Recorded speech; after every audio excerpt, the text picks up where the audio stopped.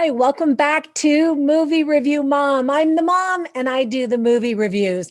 And I asked in our Movie Review Mom Facebook group, do you like longer reviews or shorter reviews? And no big surprise, they want shorter reviews. So I'm going to try to do this really, really fast. We'll see, because I always have so much to say. So bear with me. The movie I'm reviewing today is called Bad Detectives. Mutiny Pictures releases this indie thriller on digital platforms on June 22nd, 2021. The movie is rated R and it's only 72 minutes. So I'm going to give you an overview in a nutshell where I'll point out things I liked and didn't like. I'll offer tips for parents, themes worth talking about, and even movie recommendations. So let's get started. In a nutshell, called to mourn the passing of their beloved detective grandfathers, Nick O'Connell and Ping Liu soon discover that their deaths were calculated murders. Dun, dun, dun. Despite their mutual animosity, the granddaughters enter an uneasy partnership to solve the case. Nick and Ping partake in a twisted game with old timers, dodgy lawyers, corrupt politicians, shifty homicide detectives, capricious antique dealers, and an infamous Chinese gang. As they unravel the truth, Nick and Ping find themselves in deadlier terrain.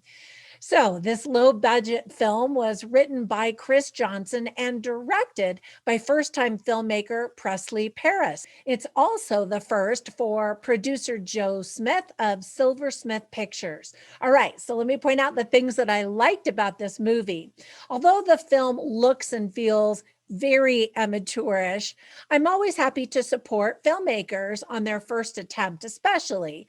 They make some mistakes in this movie, yet they actually have made a movie. Something I admit I've never done. I had never seen Drella Erikin or Freya Tingley. I hope I pronounced their names correctly in anything before. So I'm interested to see what else they can do. They look like new young actresses. So I know their performances will improve each time. Fun fact, back in 2018, when production began for this movie, it was being called Year of the Detectives. But Bad Detectives is such a better name, don't you think? There are some red herrings in the movie and misdirection to try to confuse you as to who are the good guys and the bad guys. So I thought the unraveling of the mystery was a lot of fun. There's a cute ending of the movie. And I think overall they gave it a good attempt. So there were some things I didn't like about the movie or thought could have been handled better. First of all, the opening scene is just silly and bad and completely unnecessary. I kept thinking it would be a foreshadowing of things to come in the movie or something bigger and better, but nothing really came out of it, really. The camera itself lingers way too long on people and objects in many scenes throughout the entire movie. We're never told really why the two females hate each other so much, just that they do. So, understanding more about their background might help us to care a little bit more about them and their story and their success. A lot of the acting is just really bad. The only actor I recognized in the cast was Jim Meskimen. I've always really liked him, and he does a great job in this role in this film. Some of the lighting is really dark in scenes, dark enough that you can't really see the actors' faces. And I know there was probably some intention of offering some really clever shadowing effects, but it really just kind of made me squint like, I want to see his face. I can't see what's happening. And the color palette itself changes during the film from dusty, dark, and faded intentionally to realistic, bright, and modern. And so there was a disconnect in intentional color matching. Some of the musical choices seemed odd at times too. The resolution of the crime mystery didn't really pack an emotional punch like it should have. And Holly Martins, played by Kaylee Cowan, looked like she came straight out of a film noir and didn't fit this movie at all, although it was a cute scene. Now, let me give you some tips for parents. First of all, kids are going to be extremely bored, and so will some adults. There's violence. You see blood splatters and dead bodies. There's profanity, crude phrases, and F bombs, usually out of the potty mouth of Freya Tingley. In fact, almost every single time. There's alcohol and smoking.